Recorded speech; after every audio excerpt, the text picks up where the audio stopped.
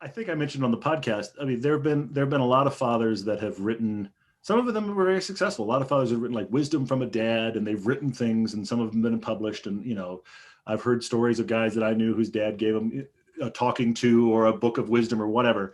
And while I appreciate the sentiment of that, I wonder how well that's taken. I wonder how well that's absorbed. I wonder how much of it, and granted, I'm projecting here my own relationship with my father, but I wonder how much of that is like, thanks, Dad. I don't know. So there was that part of me, and back to that thing about leaving that is actually in the novel. There's a part of me that just thought, I do want to write this stuff down, but I don't want to write it down to hand it to my son and be like, here's the things I want you to know. I wanted it to be all the topics to get him to think. So that was, as weird as this sounds, this entire 430-page novel is just me finding a vehicle for which to do that, because I'm a fiction writer.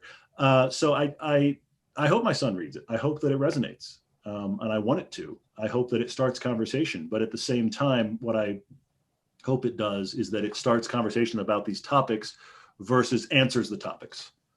I was trying to do that as well. Whereas I feel like when fathers are writing their big book of wisdom, it's like, this is the answer. And I'm like, yeah, but my son's going to have a different life experience in a lot of these things than I am. And so if I give him the definitive answer and it's off base from his life experience, then what is it? So it's trying to keep it vague enough and in topic enough with the book that it allows for some interpretation.